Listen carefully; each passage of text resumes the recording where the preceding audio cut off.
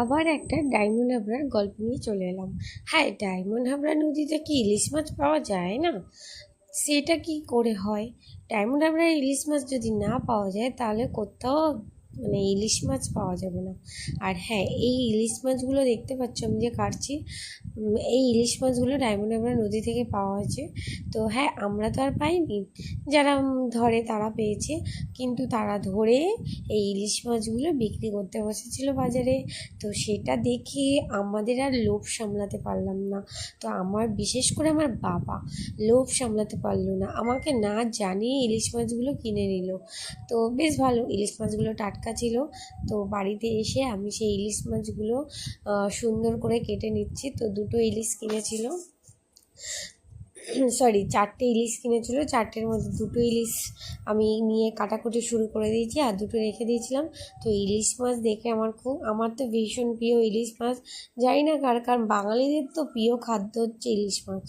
তো এই ইলিশ মাছ যদি বর্ষাকালে কেউ যদি না খেতে পায় না, সারা জীবন আফসোস করবে সারা বছর।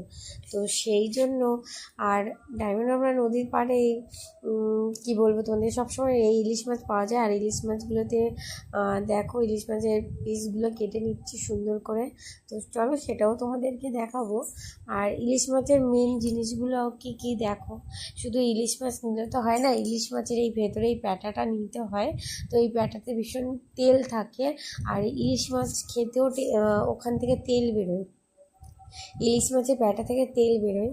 তো একটা ইলিশ আমার কাটা হয়ে গেছে, আমার বোন বলছে একটু ভালো করে ল্যাজটা কাট। তো ল্যাজটা তো ভালো করে কেটেছি, তারপরে ও বলছে এই ল্যাজটা এরমভাবে কাটতে নেই, এরমভাবে কাট। তো যাই হোক, আমি তো অত আর পারি না, আমি মাছ করতে অত বেশি এক্সপার্ট নই, যতটা পারি ততটাই কেটে নিচ্ছি। তো একটা তো কাটা কমপ্লিট হয়ে গেছে। আর হ্যাঁ, আজকে ইলিশ মাছটা কী করে রান্না করব সেটা কিন্তু তোমরা মিস করো না। ইলিশ মাছ সবাই অনেকে অনেক রকমভাবে খায়, বেশিরভাগ লোকেরা ইলিশ মাছ ভাপা খায়। আর আমার শ্বশুরবাড়িতে আছে ইলিশ মাছের ঝাল খায়। তো না, আমি ইলিশ মাছের ঝালও খাবো না, ইলিশ মাছের ভাপাও খাবো না।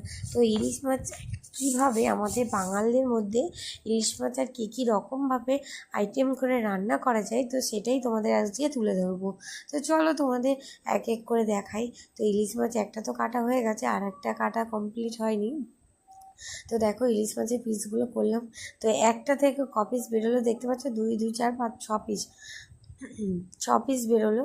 তো ইলিশ মাছ মাথা সমেত, লেজ সমেত 6 পিস বেরিয়েছে। আর একটা ইলিশ মাছ কাটছি, দেখো পিসগুলো।